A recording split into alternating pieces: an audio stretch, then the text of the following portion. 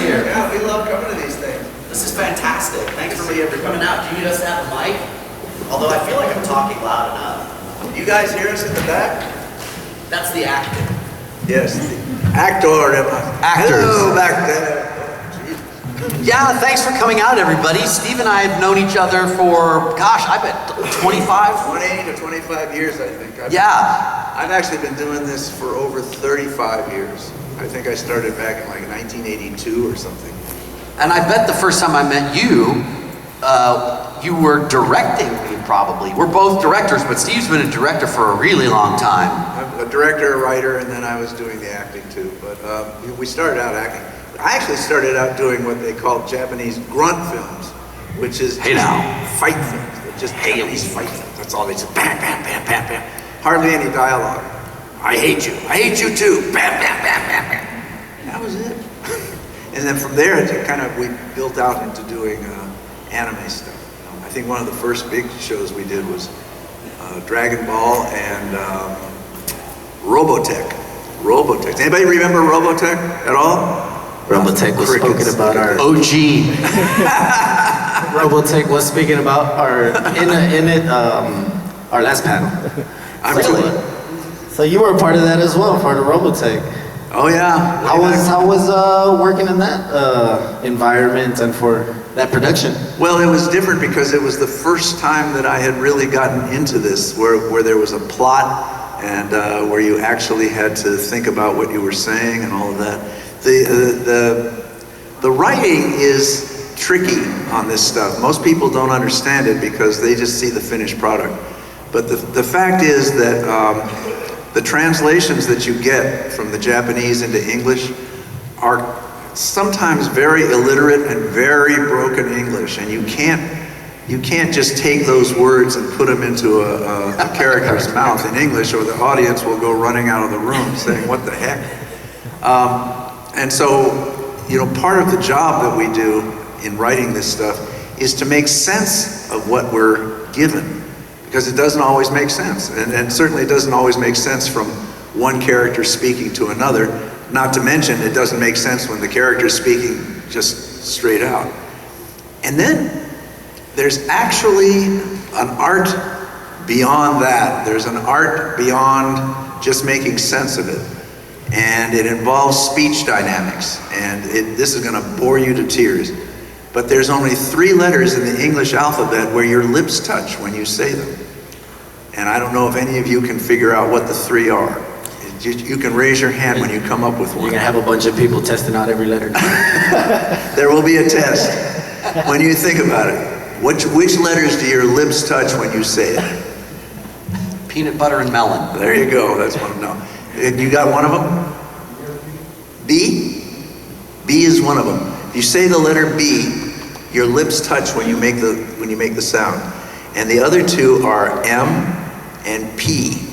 And in speech dynamics, those are called bilabials. And when you're looking at an image of somebody talking, doesn't matter what language it's in, at some point their lips are going to come together, because in every language, that's going to happen. So when you're watching somebody speak, and it was in Japanese and we've turned it into English, the art of doing it is to actually try and hit the mouth movements as they speak and have it make sense. Have the words fall in that make sense. And do acting at the same time. And the acting too, yeah. But it makes it a little easier if the words fit. If you're lucky enough to have the words fit. That process of making the words fit in the mouths is so hard that I only know 3 other people that can do it very well, that I'm familiar with. I'm sure there are more that I don't know. In all these years that I've been doing it, I only know 3 other people that know how to do that. And the audience, fortunately, doesn't hold it against us, because it's so difficult, the audience doesn't notice after a while. They're just listening to the words and watching the action and listening to the characters. But for the people that are in this business, that actually know how to do it, I see stuff that's dubbed on Netflix and other places, and it's painful to watch. You see where the mouth just doesn't come together at all. It just drives you crazy. You don't have that problem. You know how to watch this stuff. So, to me, it comes down to watching the preview, right? So you know how we do this, right? For the most part, when it comes to anime, you're seeing one line at a time, and then you have a cue that goes beep, beep, beep. Fourth imaginary beep is the exact same time you're supposed to start. But if you watch the preview smartly, you memorize the line, and then you look. I only ever really look at the mouth to see what the mouth is doing, so that I know how fast I need to say the line, if I need to pause at any point, and then at the same time figure out if my acting intention or the emotions of the line are what I feel is right for the character in combination with the director. And the good thing is, especially now in the world of digital, you can do it over and over and over again until you're right. But with a lot of practice, you get pretty good at it. You can watch a preview and understand what you need to do when you go back then to record it. But I will say, at the beginning of my career, it took time to figure out how to do acting at the same time as sing, because you get your brain so focused on doing the synchronization that you forget to do the acting, and the director's like, no, that needs to be fuller, that needs to be more, there's something missing. But over time, like everything else, you practice and then you get better at it. And so those are like the basic skills we're talking about that have nothing to do with the shows or any of the stuff that we all like to watch. This is just something you've got to be adept at in order to even get into the room, really. And then you craft it from there based on the story, based on what the director wants, or the client, meaning the person or the company whose show it is. There's a way they want it to go. And that's usually just exactly the way the Japanese was. Yeah. And you work to fulfill other people's expectations. When you're the actor, you don't get to originate a lot. You get to fulfill other people's idea of what they want from you. So someone will give you a description and they'll say, well, I don't think he's sounding a little bit angry. I don't think he's angry as much as he's just frustrated. You say, okay, and then you do another take where you try to meet the expectations of the people who are paying you the money, basically. And then the next thing you know, a story gets built after you record lines on top of lines. I think a lot of people think that we just go in and just make this stuff up off the top of our heads, but it's really more complicated than that, you know, this kind of stuff that we do. And it doesn't matter what language it comes from. They're going to give you a translation, and then you're going to try and make the character come to life off the page. And that's where the acting comes in. But, you know, there's this added, hello, I'm here, answer that phone. I'm not late. You know, I also do on-camera acting. I did it for years before I got wrapped up in voiceover. And it's a little different, on-camera acting is, because you memorize the lines and then you go out and try and create the character in front of the camera. We don't memorize the lines when we're doing voiceover stuff, but we have to create the character that has to stay in our minds when we're doing this, even though we're not memorizing. Without the preparation that comes with what you might call regular acting, film, TV, or stage. You know, you come into a recording session, you haven't read the pages, you don't know what is going to happen. Even if you've read the manga, you don't really know until you see how the writer who has adapted the script from, in our case, mostly Japanese, into English, and only then do you get a chance to see what's going on in the scene. And so you have to come up with this stuff like out of nowhere. You come into a day of work and they're like, listen, today your brother's gonna die and you're gonna fall into a chasm, and et cetera, et cetera. And then they're like, okay, go. And you have to come up with it on a dime to make it sound real, because there isn't the time. If you've got 120 lines to do and only 3 hours, there's not a lot of time to mess around. So if you've got to come up with the tears, you've got to come up with the tears. If you've got to get angry, you got to get angry. And you have to do it on a dime, which is your training. That's how you get good. In fact, dubbing is some of the best acting exercise that there is, because you go from going, to at the top of your lungs, calling on all these different parts of yourself at an instant. And that's what makes the difference, I think, in any way, the acting come into it, is your ability to call on these parts of yourself to fulfill what the line is asking of you. One line at a time, one emotion at a time. People stop me at conventions and bookstore signings all the time, and they say, how do you get into this field? And I say, I don't know if you want to. It looks great from the outside, but it is a lot of hard work. And you start off by being an actor. That's, I tell people, take acting classes, because you're gonna need that skill set before you actually... Yeah, I say that too. It's really how any of us who do this did it. We didn't aim for this. We're all actors. We've all been in plays and movies and TV shows and industrial projects and things like that. And so it's the acting skill ultimately that you're bringing to this, right? You have to learn about how to do sync, and you have to learn about how to act out one line at a time when you're used to memorizing a whole script.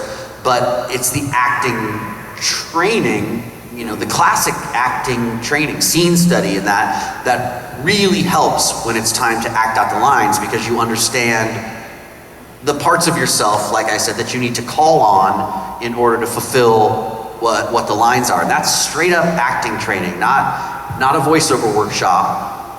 Getting in an acting class and doing all the crazy acting class stuff. But you have to learn to understand yourself and where you have to reach inside in order to come up with it. This acting style is different than it is for like film and television and all that.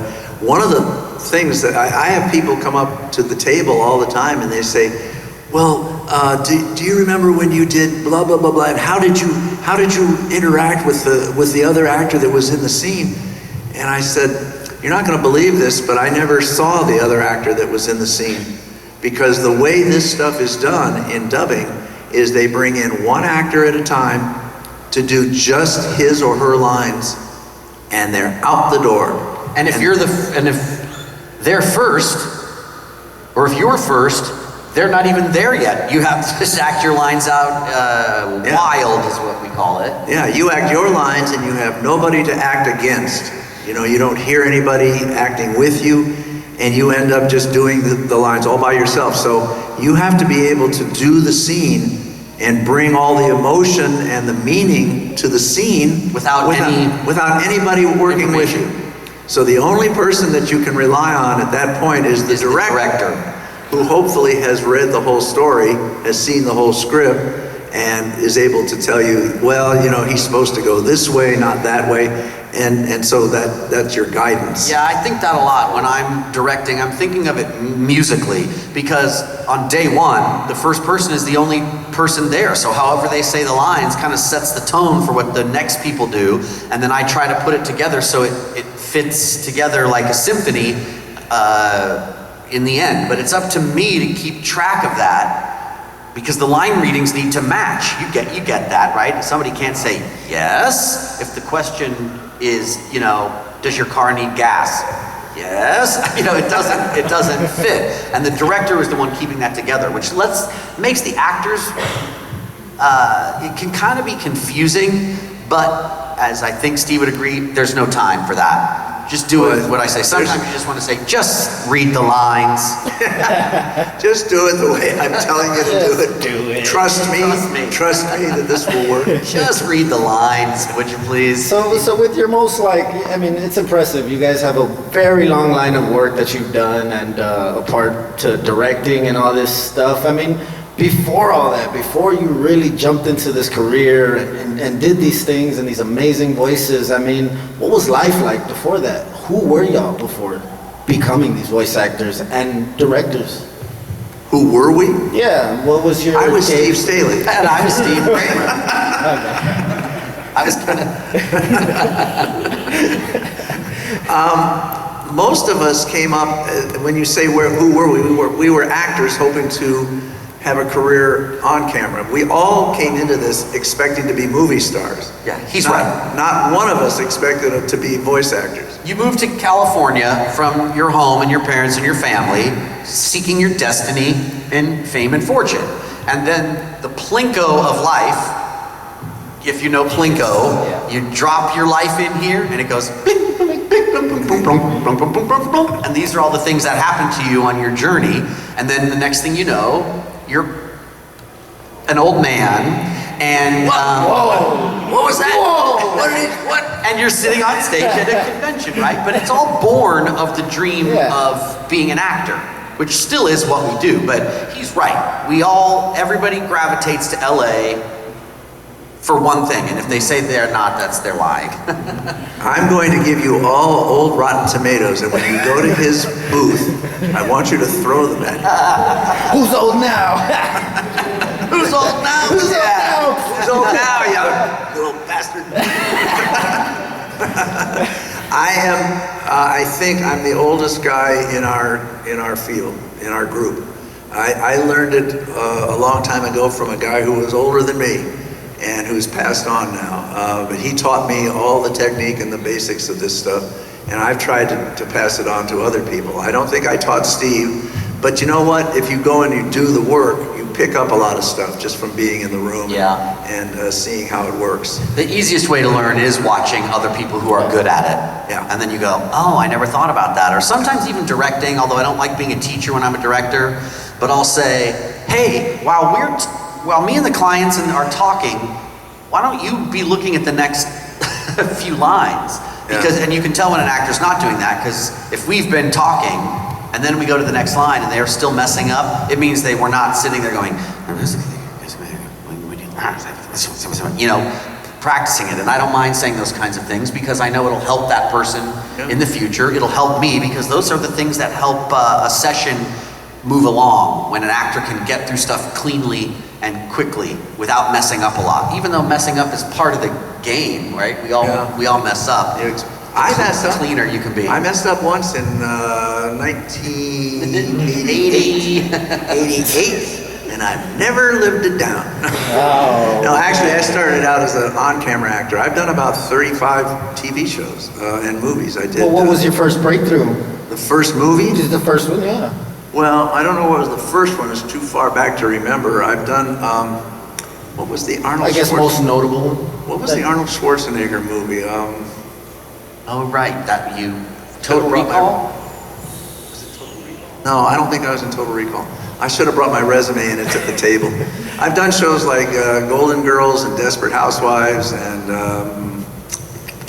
should have brought my resume in. I know. I can't remember. Did you It's get hard for the... people to believe that you can't remember, but you can't remember. It doesn't seem famous when you're there and it's hot and you had to wake up at 4:30 in the morning. It doesn't. Yeah, you think that all the stuff that we did we would remember instantly.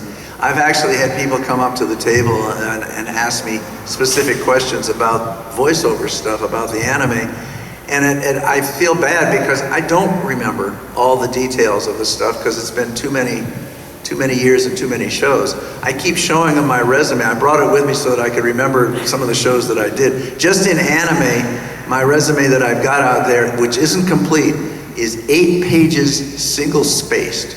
Oh, so you have to imagine how that's 8 pages of credits single-spaced, and That's what's great about anime, though, because if you look at our IMDb, it just rolls. It's got a ton of credits. And so I know that when people look you up, and I'm not talking about fans, I'm talking about people who want to hire you for something or want to see if you're legit, they look at your IMDb, and in so many ways, thanks to anime, it is 8 pages long, which gives you a credibility beyond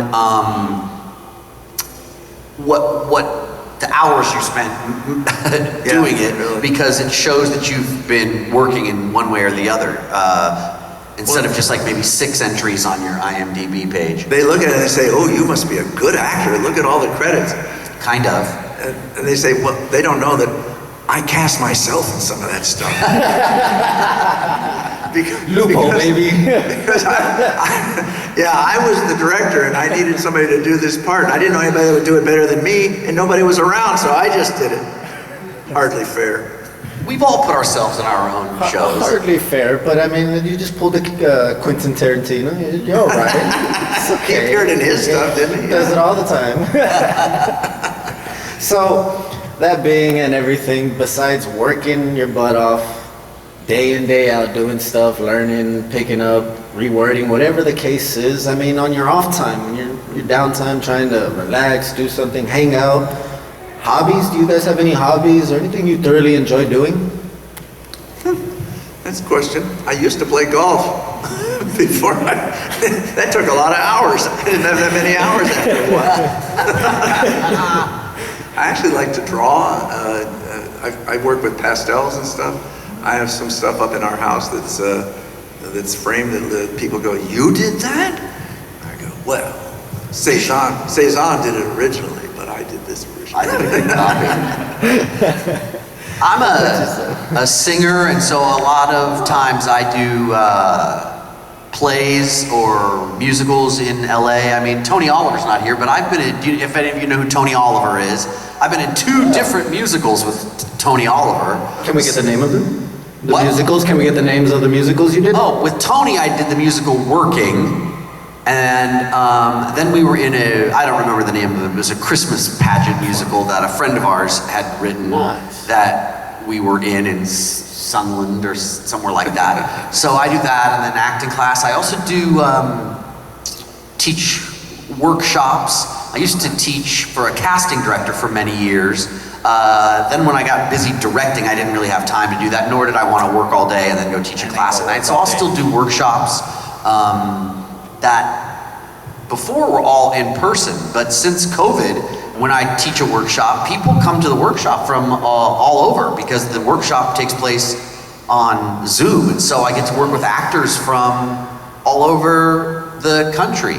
And not everybody is coming to me live from a broadcast quality booth with a $900 microphone. It's an acting class, and so you can come to it however you want. So I would suggest if anybody is interested in what it's all about, take a class like that from one of us in California and try your hand in reading the lines and getting a critique and hearing what other people are doing. He's not saying take his class, of course. I said take a class because I wasn't trying to. I don't have a class that I do. I just teach one-nighters for other places, but it's only been since COVID that they weren't in person. Everything before that was always in person. You had to be in California, and now people are from everywhere when I teach a class. Half the people are from somewhere else, some other state. I was talking to Steve Bloom earlier when we were having breakfast and stuff, and Steve's been at this a long time too, but just in the last few years, he and his wife moved to Hawaii out of LA. They found some land and they built a house out there. And I said, "Are you still able to work?" He says, "Sure." They both set up a studio. They built a studio on the land that they're building a house on, and they operate there. And they still are able to work wherever wherever the job is, if it's here or someplace else in the country. Yeah, technology made that possible. We all started doing in once or twice a week for a certain amount of time, but then if you're in 2 shows, you're coming in a couple of times. Dubbing is consistent in terms of acting as a job. Yeah. Definitely see that. Yeah, people in voiceover can survive longer than people on camera because there's less jobs. You could go do a voiceover in 2 hours and then have 3 more jobs that day. You can't really do that on camera. Yeah, unless you become an actual, like a series regular or something close to a series regular, it's really hard to survive in Hollywood as an on-camera actor. It's easier in voiceover for some reason. Yeah, there's just more jobs. I guess definitely, so. I'm sure that's probably what the case is. Yeah. And then especially being, live action and everything like that, it doesn't come around often. Any more questions from the audience? Do we still have 1 or 2 questions? Everybody good? If you like, if you want to come up first. No, you're fine. You can do yours first. He was being a gentleman. Thank you. If she says, "Who are you?" I'm gonna get up and leave. I'm trying to know how to word it. So if you've previously voiced a character, like let's say on season 1, and then another voice actor does season 2, is there a chance for you to come back the next season as that character? You're saying if I voiced a character in one season and somebody else voiced it in another season, that rarely happens in the same city.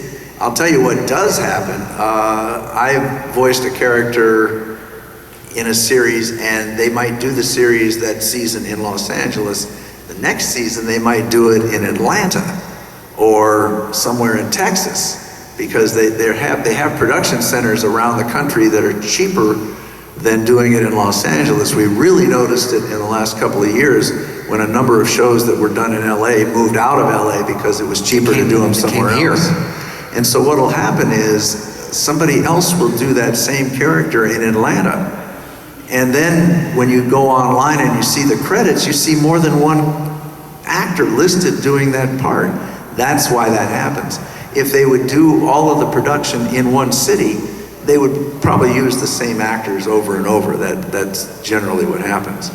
What does happen in LA is, and all over the place really, is that you might do more than one character in a series. We've done that many times. Yeah, like me and Bleach playing Shuhei Hisagi and Toshiro in the same series. I still don't know how that happened. I don't even remember. Generally, you would play one major character, and then you might play a couple of minor characters. Right, like the farmhand or whatever. Yeah, that happens all the time. Incidentals is what we call them. It's more unusual to do more than one major character. If your voice is really flexible and you don't sound anything like that other character, they might very well hire you to do more than one character. If they say, well, this is a really reliable actor and he does good work, and we know he's going to show up on time, and he's not going to screw up our. Or you provide an audition that says, yes, he can. I mean, or they're lucky enough, like if I'm doing Toshiro, he's somewhere up around here. It depends like that. But then I can do Shuhei Hisagi, and he talks like this, and it's easy to have that because they're separate. But it is also rare to play two different characters on one show, two major characters. He's right. Anybody is doing their leading role, and then they're playing the 3-line part, policeman A. Yeah, they do that all the time. It just saves them time and money. They don't have to bring in extra actors to do a couple of lines for a character. You're playing 4 other parts. Hokage, Well, hopefully they credit you for the extra parts also, because I think I'd be upset if they just here, do this line also. It just says voices, and that's it. So in the sense of pay-wise, I hope they they actually treat you correctly and not just throw a piece of paper at you like, oh, here's a side character, just do it. Well, I remember somebody that came to the table at one of the other conventions I went to said, the only way I know it's you is because that's your voice doing Shunsui Kyoraku in Bleach. It's just your voice. You're not doing anything to it. You sound exactly like you. But anything else, practically anything else that I do, is always one of these big, you do voicey voices. Yeah, these gravelly kind of old characters. Or somebody up in here, this guy. But you can do that guy. And you can also do somebody that talks like this, and they aren't going to know. So it's okay. Oh my gosh, all of us imitating each other when we're... because you've known it, like we'll come in, and especially if it's one of our, like if Richard was directing and Steve's in it, and I'm like, is that Kramer? And then we'll sit there for 10 minutes and impersonate him to ourselves and think we're hysterical. Are you doing Kramer? Are you doing Kramer? I don't want Kramer. Do somebody else. Kramer. Hey! Oh man, we're ruthless. Let's get another buddy. Okay, so if I'm correct on this, is the last season of Power Rangers that the LA voice actors were able to participate in was Wild Force. And do you remember the last day that you were, okay, this is going to be the last time we voice Power Rangers before it goes to New Zealand or to wherever that they are going to film from now on? I don't think I was involved in the series by the time by the time it got to where they were going to take it to New Zealand and all of that, I was involved in the first and second season probably. But I think it went 3 or 4 seasons before they picked up and moved the production, because at a certain point it wasn't so much the Japanese were in control, it became like the Americans were in control of what was going to go on. And so they said, hey, we're gonna go to New Zealand, we're gonna do it the way we want to do it. You know, it was an evolution from the original Japanese stuff. And talent is always the last to know. If there's a decision, you're not part of it. The only time talent is aware is when they call you to work. Otherwise, you don't even know if you're fired. I mean, they just don't. It's true. You're fired? No, I'm not fired. They just took the show and went to New Zealand with it. Yeah. Or, I can't give an example. I don't think this happened to me, but you watch it on TV and it's someone else. And you're like, okay, I guess I'm not doing that part anymore. Yeah, how does that happen? So no one tells us, there is no information. Actors have no information except the phone ringing. Can you come do well, now it's an email. Can you come or we got Bleach this week. What about this? We're doing I just got a thing for Eureka 7 reunion. Eureka 7 coming, right? There's some new something of Eureka 7 I gotta do. But to me, that's a show from a while ago, right? Yeah, so we don't know anything. They never tell us the actors are the last to know. Anything. It really is a collaboration when you get to the Hollywood portion, where your part is it. Your part is to be an actor. It's not to be informed of any other thing other than when and where is your appointment, and that's it. Yeah. No telling you, even if you do a show, no matter what show you're on, you have to ask so many people just to find out when it's going to be playing. What is this for? What channel is this going to be on? No one tells you it's not in the contract. You have to look it up online. No one tells actors anything. You have a contract? I haven't had a contract that I can't remember. I had a contract to come here. That was about it. So what I guess I'm saying to you, I know what your question was to him about that, but he wouldn't even have known they were moving to New Zealand. The phone just never would have rang again. You wouldn't know it's the last day. Yeah. But the only time you know it's the last day is when your character dies. That's not always the last day. I guess this is the last day. That's not always the last day. No. Sometimes they resurrect him. No, there's no death. There's no dying in anime. That's what flashbacks are for. Yes. That's what they say. There's no dying in anime. There really isn't. So with both Steves in your life, the many years, the wisdom and everything you've partaked in, what do you want to leave me and the fans with? Inspirational quote, piece of advice, kickstart to their day. Anything you got for us? I'll tell you one thing I want to leave you with. We appreciate the hell out of the fans. We appreciate the fact that you guys love the material and the shows and the voices and all of that, because for those of us who do this, we really don't get much feedback.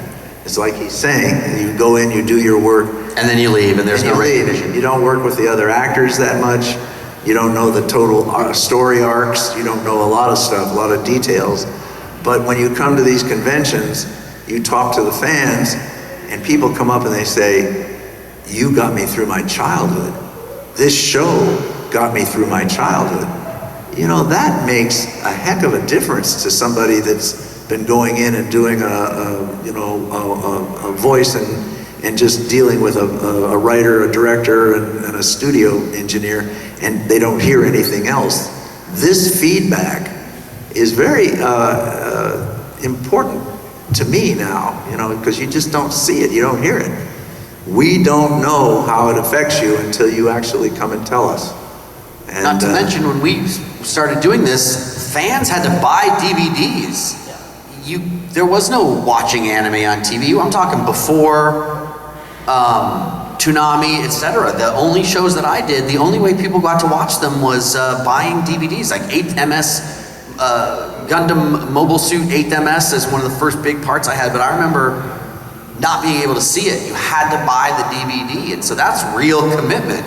And so that commitment sticks. And then as technology, digital technology has made it easier and more accessible, that's why we've got this big surge in the collectible industry, in the fan base, because the evolution of the perception of anime has just made it bigger and bigger, which is really gratifying after having been doing this since our 20s. Yeah. The 1920s. Oh man. I guess my inspirational quote would be, run. I had it memorized. Run until you can't run anymore, and then run again. Yeah, baby. Very important. Get a round of applause. Once again, thank you both, Steve Kramer, and Steve Staley. Thank you so much. Can I get a big round of applause for them, everybody? Thanks, everybody. It was great meeting you guys. Thanks for coming and listening to us talk about ourselves. We appreciate it. Have a good one. Thank See you you guys. outside. Have a See great the food day. truck.